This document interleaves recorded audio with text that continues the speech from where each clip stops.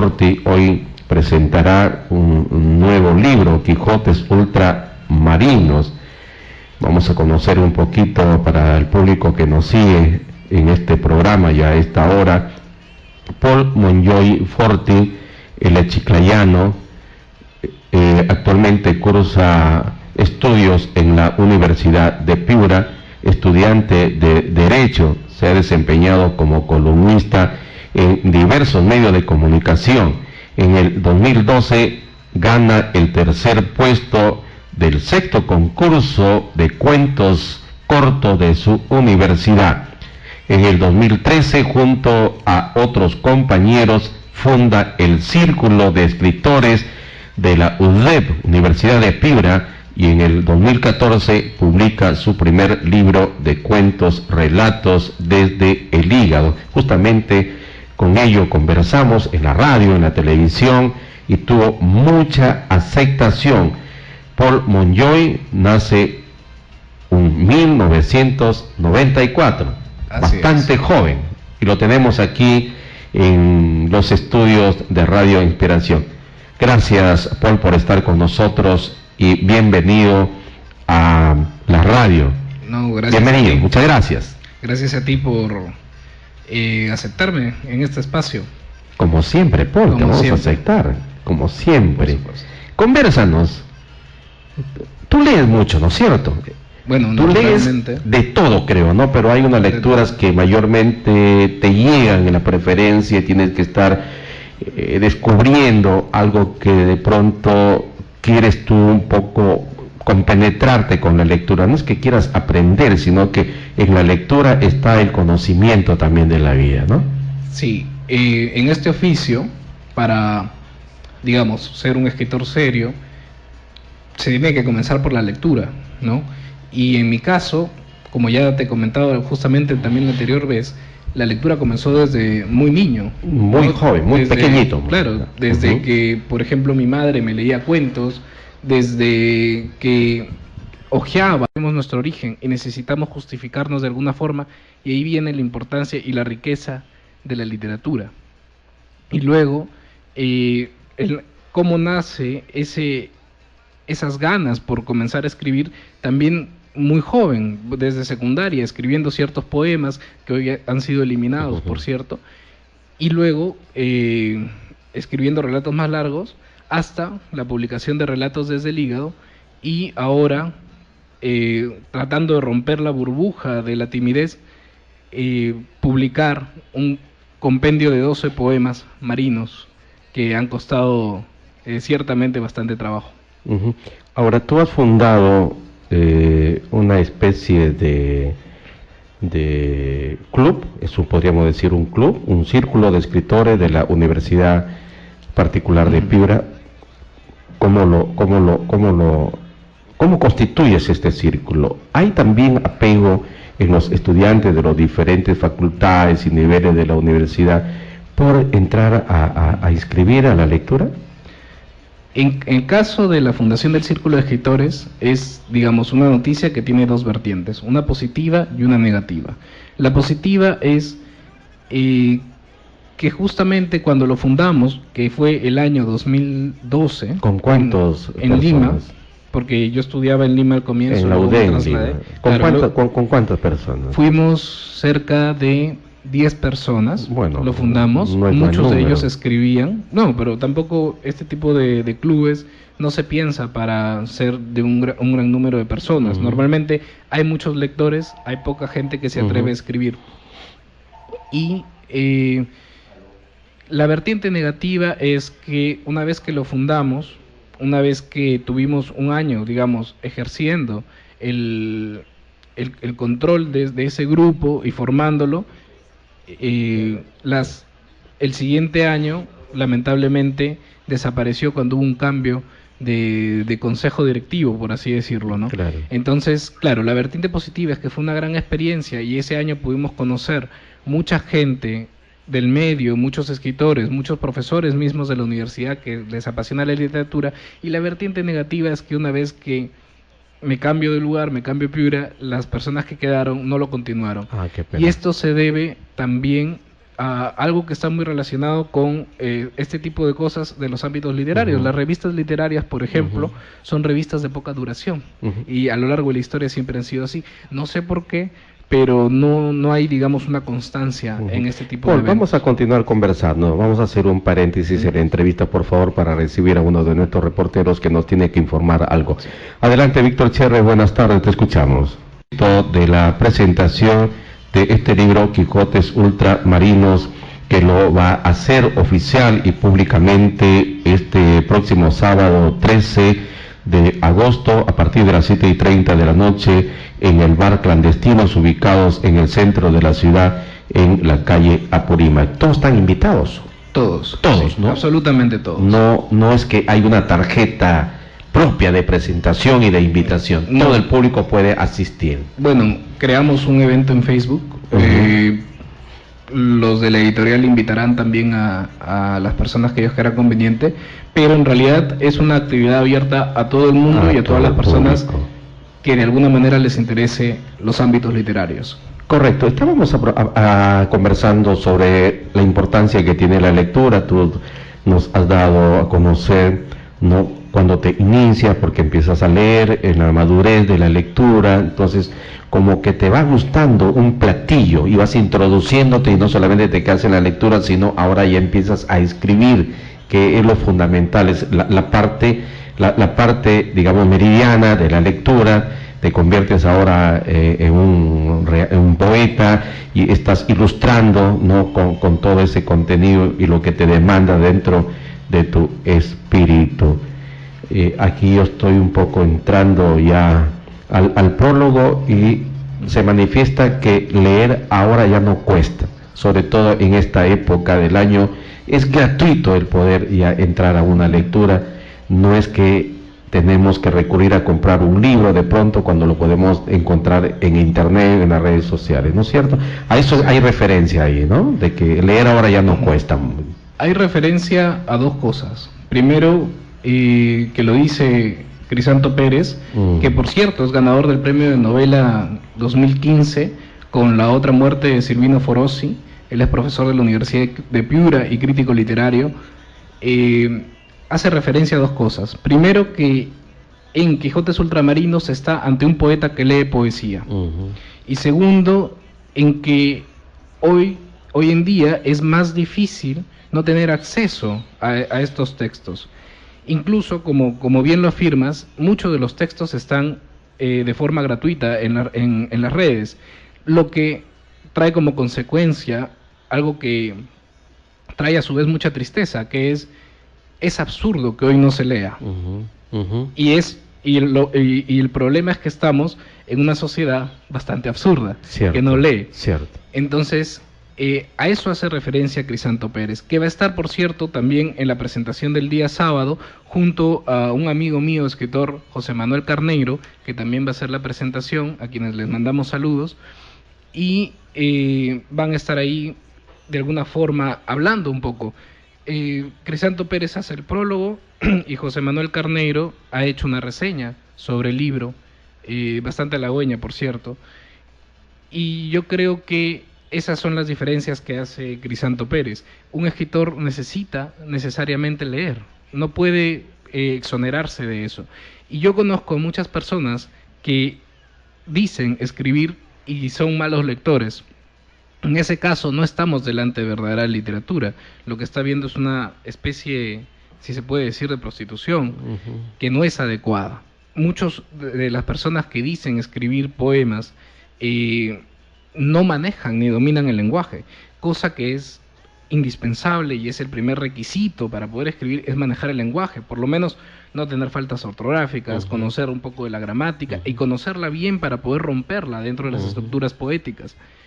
Eso es lo que nos está dando. Y es por eso que ha costado mucho trabajo hacer este libro, y en realidad en las cosas que hago me cuesta mucho trabajo porque hay un esfuerzo por siempre dar un poco más. No es, digamos, el primer esfuerzo. Por ese libro han pasado muchas revisiones. Digamos que hay que ser apasionado. Pero, por supuesto, ¿no? Es la única forma de ser poeta, además. Porque los poetas manejan el tema de las emociones, el tema de las pasiones. Incluso se dice que la literatura en el ámbito de la prosa se escribe, digamos, del cerebro hacia la hoja, ¿no? Y la literatura en el ámbito de la poesía se escribe de todas las partes del cuerpo hacia la hoja. ¿Por qué intitulas al libro Quijote Ultramarinos? ¿Qué te hizo pensar Quijote de la Mancha de pronto? Sí, hay dos palabras ahí que son Quijotes y la palabra ultramarinos, y ambas tienen un significado especial. Quijote evidentemente hace referencia al Quijote de la Mancha, pero a sus características, es decir, a la locura, a la valentía, al mismo hecho de irse y meterse en aventuras, a la aventura, claro, etcétera. Y la palabra ultramarinos, que hace referencia al símil que se está haciendo con el Quijote, que tiene que ver con que todos estos poemas son poemas de temática marina. Paul, tengo en línea a un oyente, vamos a escucharle. Adelante, le escuchamos. Buenas tardes, don Víctor. Felicitaciones por tener a grandes personajes, entrevistar a grandes personajes. Un saludo para su invitado.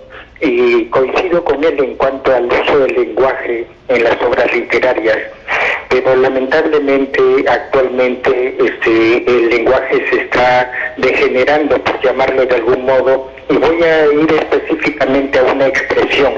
En vez de decir la gente sí o no, y dicen sí o sí, y no estoy hablando de gente inculta, estoy hablando de doctores que han seguido personas que han seguido cursos de doctorado en universidad que emplean esa frase, para mí totalmente equivocada. Muy agradecido y quisiera su comentario sobre esa frase.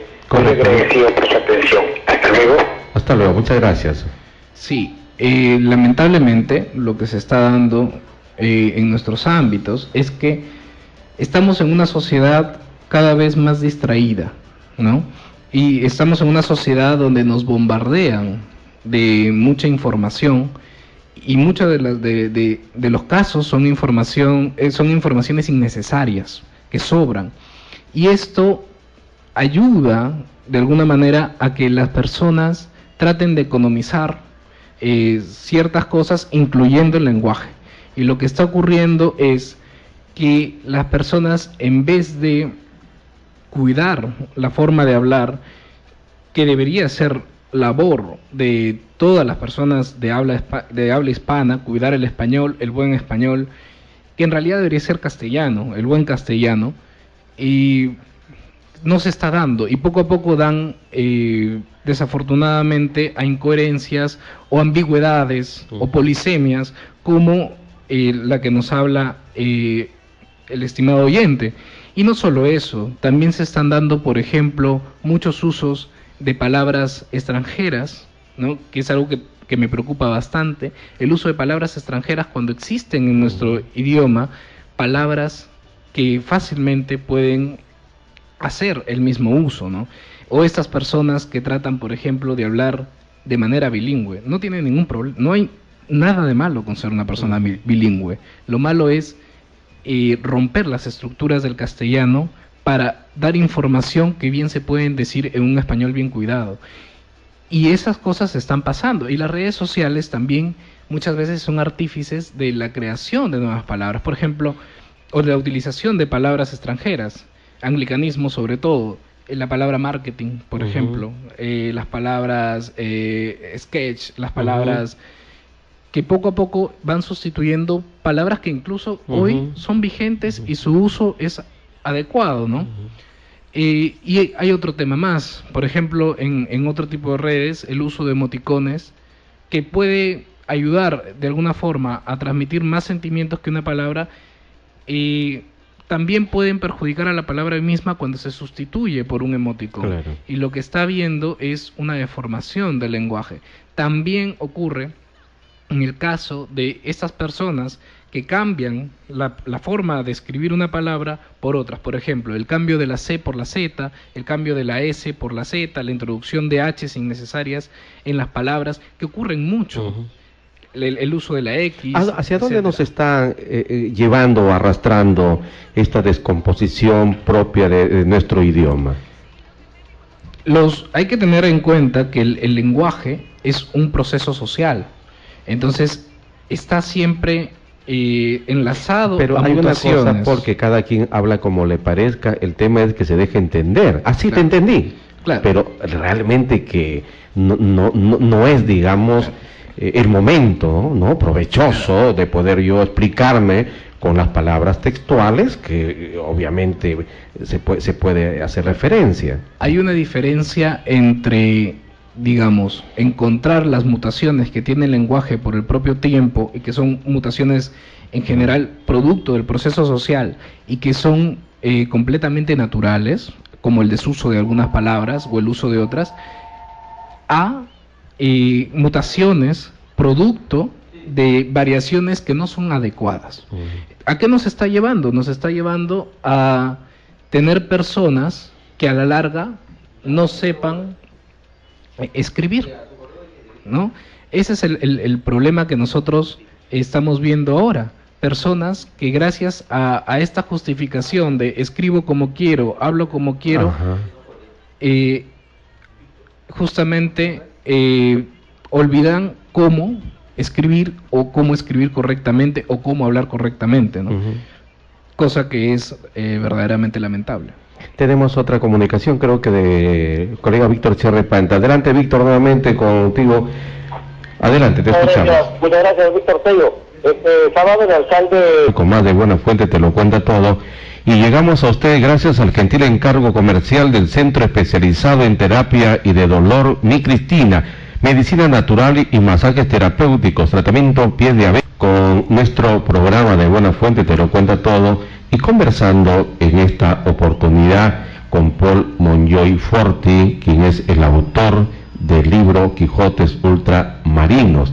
Y nos quedamos en que gran parte de la comunidad, incluyendo, como decía nuestro amigo oyente, inclusive gente profesional, o no nos damos cuenta, o ya es costumbre, o podemos hacer referencia de pronto en una reunión, en un foro, en un encuentro, en una reunión de amigos, de familias, y podemos hablar como podemos hablar.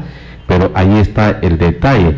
Yo creo que hay mucha gente que cree cuando habla a su manera, lo hace bien y que le agrada al resto. Porque inclusive cuando se está en una reunión en chacota, uno se le ocurre hablar y el resto aplaude. Entonces estoy hablando bien, o sea, estoy comunicando lo que yo quiero. Pero realmente no es así, o no debería ser así, ¿no? Sí, antes de ir con tu pregunta, un amigo mío, Marcos Caso, me hace la pregunta y me dice, ¿por qué no se debería hablar palabras en inglés? No es que no se debe hablar en inglés, el inglés es importante. Yo creo que sí, como un idioma, tiene su propio código y es un lenguaje de mucha relevancia. Incluso muchos autores, por ejemplo como Borges, le gustaba mucho leer en inglés.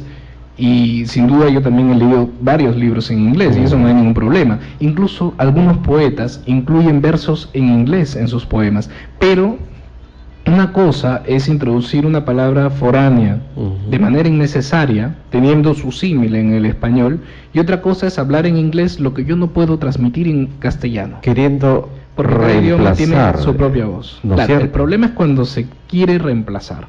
Luego, con el tema del habla, hay varios puntos, y es un tema bastante complicado, porque sin duda alguna todas las personas tenemos un tono distinto de voz. Incluso a niveles regionales, cada región tiene su propia forma de dialecto, que son el tema de los dejos. Incluso hay un libro muy interesante, también editado por Caramanduca Editores, que se llama El Dejo Piurano, de Carlos Arrizabalaga, que también es profesor de la Universidad de Piura, donde analiza justamente las variantes. Pero una cosa es hablar de una determinada manera porque estás influenciado por tu espacio social, influenciado por tu espacio territorial, cosa que es completamente bueno, además, porque ayuda a tener esa diversidad que el lenguaje necesita para ser rico. De hecho, el lenguaje y el idioma castellano es un idioma muy rico, y en el Perú tenemos esa variedad necesaria para poder hacer buena literatura. Y otra cosa es, sabiendo digamos, las reglas del lenguaje, hablemos mal, ¿no? Es distinto. Una cosa es hablar con un dejo determinado, con un canto determinado, con palabras propias, y otra cosa es hablar de manera inadecuada, cosa que ocurre. Pero ese no es tanto el problema, porque en general en la oralidad siempre ha ocurrido esto. Y hay autores que tratan de poner en sus obras mayores dosis de oralidad, como Bryce Echenique, por ejemplo. El problema está cuando escriben, porque en la escritura las reglas del lenguaje sí son estrictas. Entonces, si es que escriben como hablan, y hablan mal, van a escribir mal también. Y es donde justamente las personas, la mayoría de personas no tienen cuidado. Yo, y seguramente tú también, has recibido textos escritos de una manera trágicamente mal, y no solamente por jóvenes que digamos que pueden estar aprendiendo cómo se maneja el lenguaje, sino también como dijo el oyente, personas que han estudiado doctorado, que han estudiado maestrías, que son de buenas universidades y que incluso hoy no saben escribir bien, o por lo menos si no tienen errores ortográficos, no saben llevar un texto con coherencia y cohesión. O sea, mala redacción. Exacto, sí. Y eso se conlleva... ¿Y es inapropiado que un doctor o alguien que ostente un cargo público importante no sepa redactar? Pero por supuesto, ¿no? Es más, es inadecuado que un estudiante de una universidad no sepa redactar. Es inadecuado que un estudiante de una universidad no comprenda lo que lee. Entonces, por ende, es mucho más inadecuado que un doctor que tiene ya un nivel reconocido académico no sepa hablar ni escribir. Y eso se conlleva con las cifras que tenemos de los resultados de exámenes internacionales que prueban al Perú como el nivel más bajo de comprensión lectora a nivel latinoamericano. Eso pasa porque de pronto en las aulas primaria, secundaria, universidad, no le ponemos mucho interés a lo que expresamos y cómo lo escribimos y cómo lo hablamos fundamentalmente. Sabemos de que el Perú está mal, pues, ¿no? Tú lo acabas de señalar. Pero más allá de uno obtener un grado profesional, entiendo yo de que hay que tener mucho cuidado con lo que se dice, con lo que se escribe y con lo que se quiera interpretar también. Sí. El problema ahí tienen dos aristas en el ámbito de la universidad. Universidades que no exigen la buena redacción de sus alumnos, y por el otro lado tienes a los alumnos que no se exigen a sí mismos una buena redacción o que creen que pueden redactar de cualquier manera. Claro, incluso hoy también podríamos decir que al igual que es absurdo que gente no lea, también es absurdo que gente escriba mal, si es que en la computadora lo corrige. Tiene correctores gramaticales y tiene correctores que cada vez son más complejos. Entonces es una falta de cuidado muy grande, ¿no? Una cosa es, por ejemplo, escribir en un chat de Facebook, que es una cosa completamente informal, y otra cosa es escribir un texto.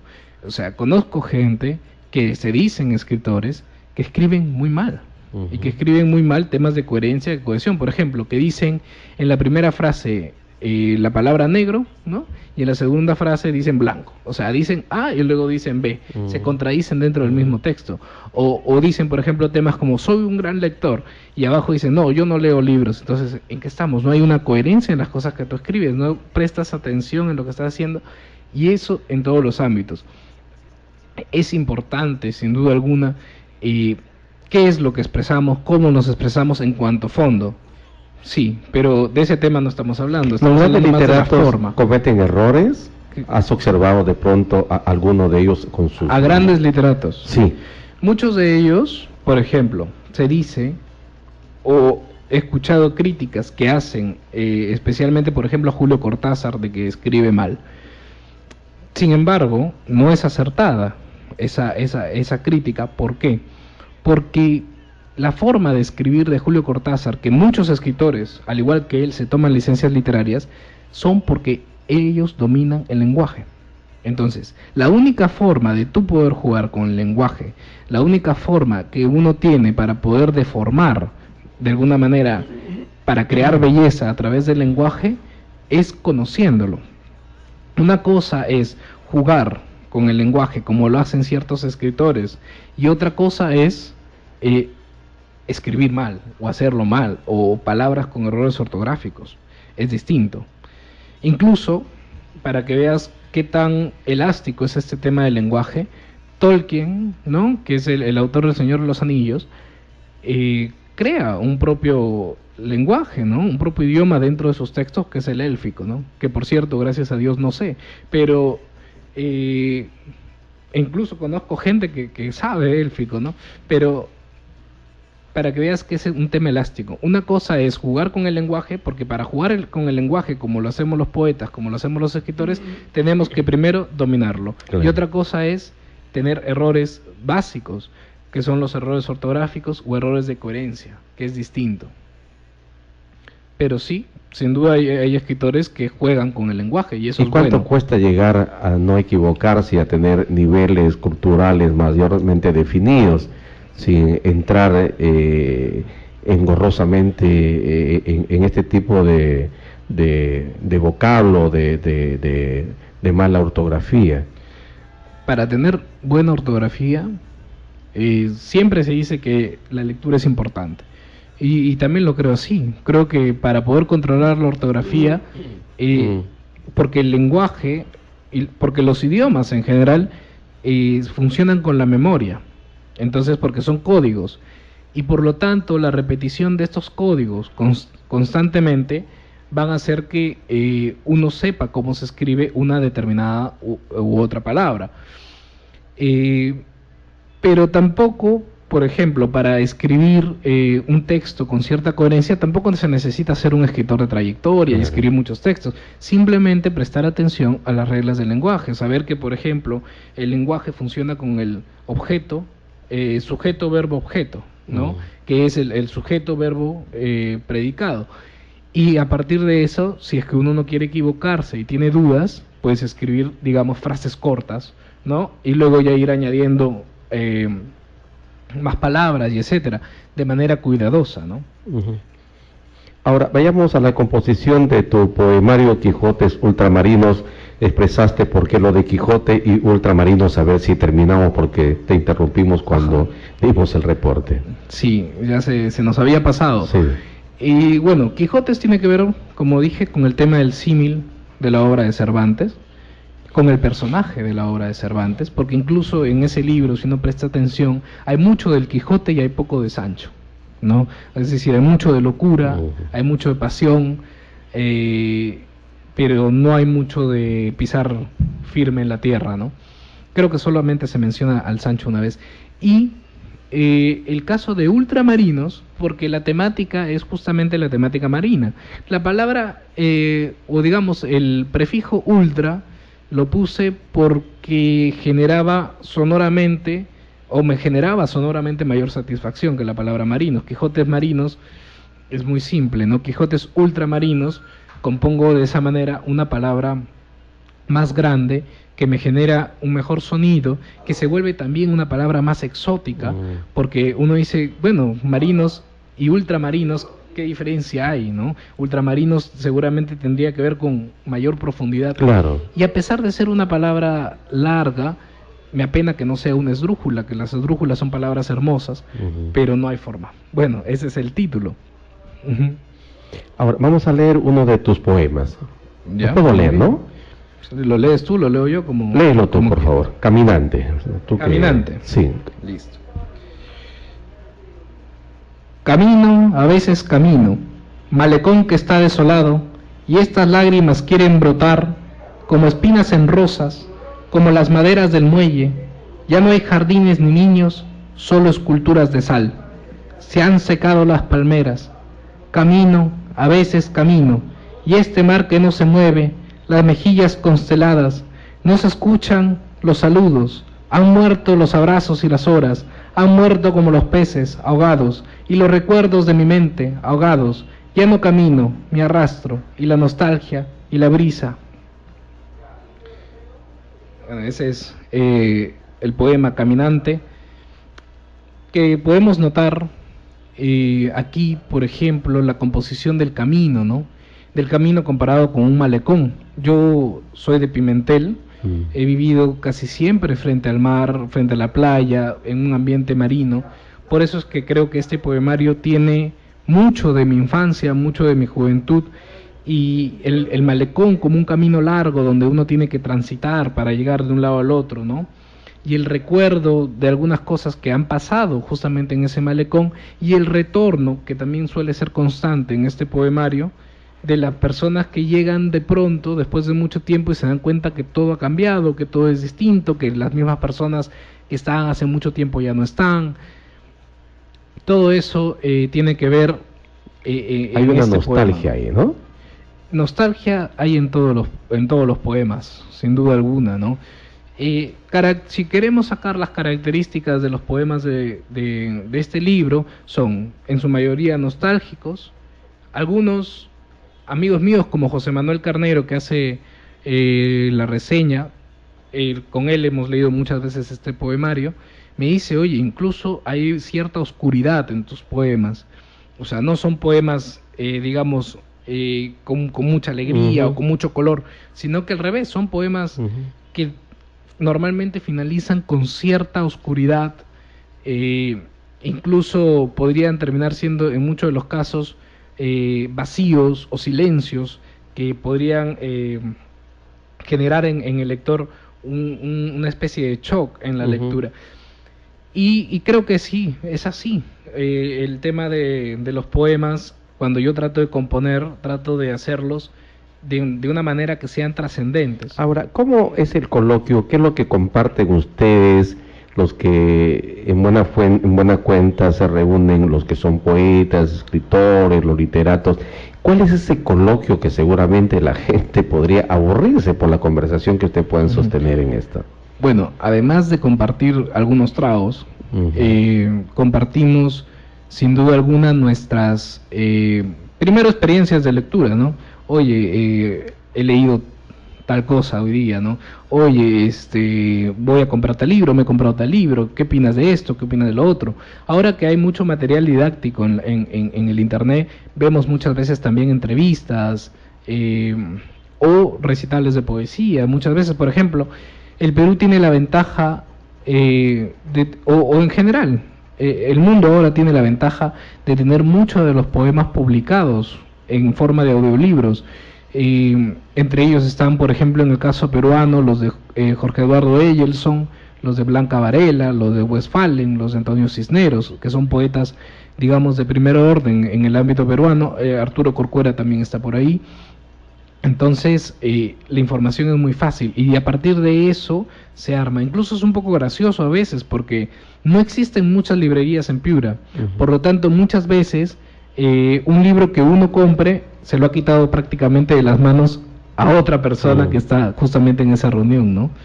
O a veces me ha ocurrido, mira, tengo este libro y me dice, justamente lo quería comprar, me lo has quitado. Entonces, ahora, claro. ¿Este libro último te ha sido más fácil poderlo, digamos, tener quien te imprima, quien te auspicie, quien patrocine esto? No así relatos del hígado, que te fue bien difícil, inclusive claro. Has tenido que tener que imprimirlo en los Estados Unidos, creo, ¿no? Sí, en el caso de Relatos desde el hígado fue bastante complicado conseguir una editorial. Pude conseguir el apoyo de Puquillari Editores en Estados Unidos, y para este libro sí fue relativamente más sencillo. Yo te comento más o menos la anécdota de cómo conocí a Ángel Hoyos, que es uno de los editores de Caramanduca. Yo trabajo para un medio de comunicación actualmente que se llama Punto y Coma, y escribo columnas, digamos, cada cierto tiempo de temas... ¿Es nacional? Sí, esta es un medio virtual, es Punto y Coma .p, ¿no? Y escribo temas de cultura relacionados a temas literarios, etcétera. Entonces también a veces me tomo la libertad de poder escribir temas de entrevistas, ¿no? Entonces me enteré a través de la universidad que había un grupo de chicos que habían pasado por la universidad que formaron su editorial que se llama Caramanduca, ¿no? Entonces me reuní con ellos, con Ángel, le hice la entrevista, y a raíz de eso pues se fue generando una especie de amistad, y acordamos con este tema la publicación de Quijotes Ultramarinos, que resultó de hecho mucho más fácil que la publicación del primero. Bueno, siempre dicen que el segundo es más fácil que el primero y así sucesivamente, ¿no? Pero sí, a pesar de que, digamos, Caramanduca Editores está haciendo una labor valiente de publicar, digamos, libros de esta calidad a nivel regional,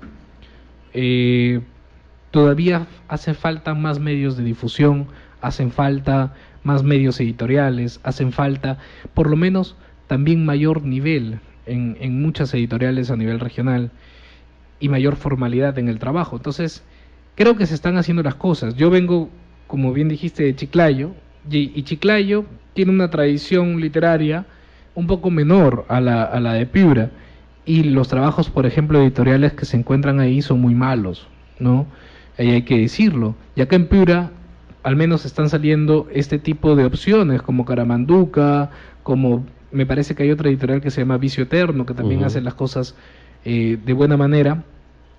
Claro, correspondiente a una tradición literaria piurana que es un poco mayor, pero aún así estamos en un nivel donde deberíamos jalarnos, ¿no? ¿La presentación solamente va a ser en Piura? ¿Irás a Chiclayo, a Lima, en otro lugar? De hecho, tengo un mes bastante complicado.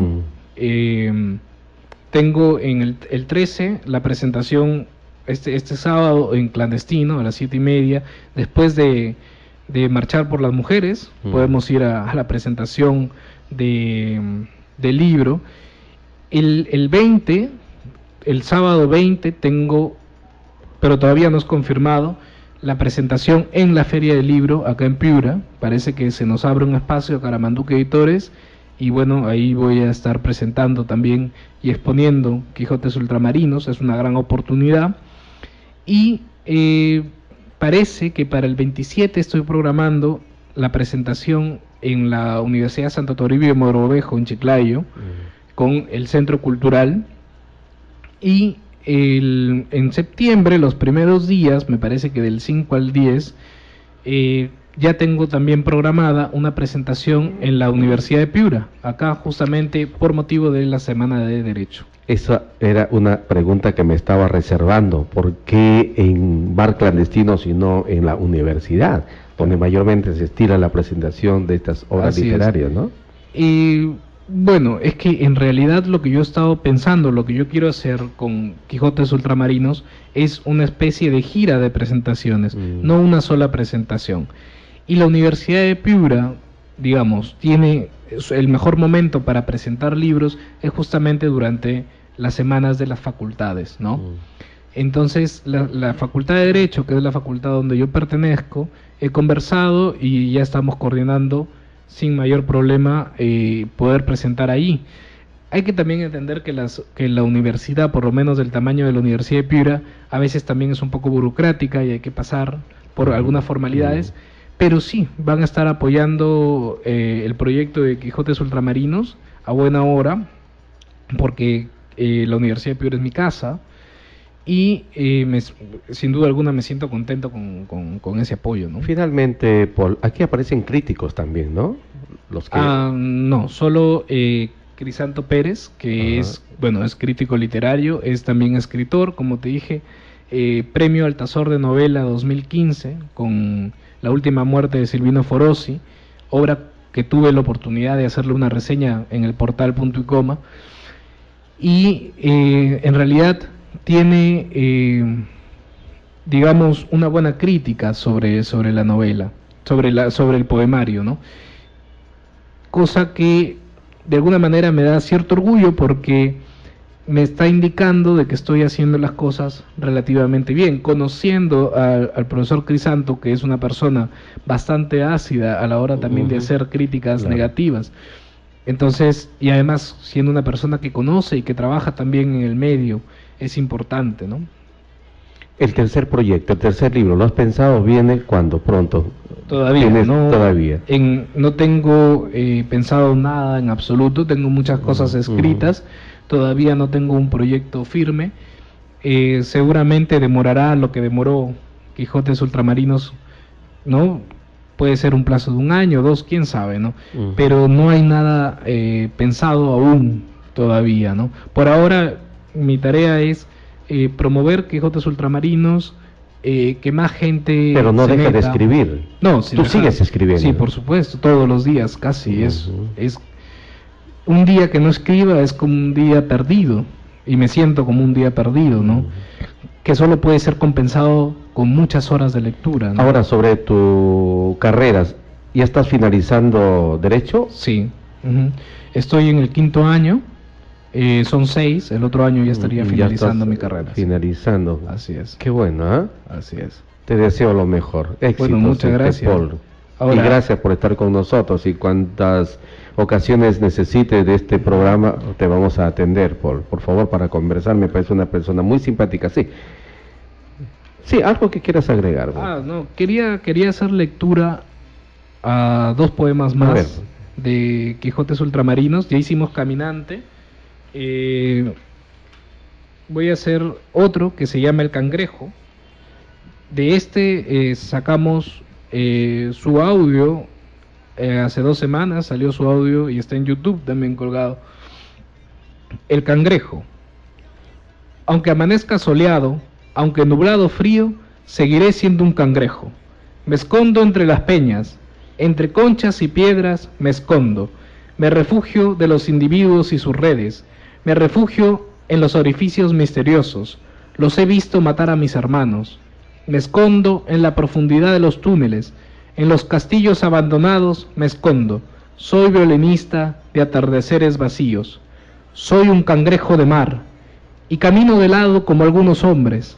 Mis patas se mueven rápido en la arena. Respiro la brisa y me baño en la espuma. Tengo 2 pinzas asesinas y un vientral lleno de mar de dudas. Soy un cangrejo maenas. Si fuera macabro sería arácnido.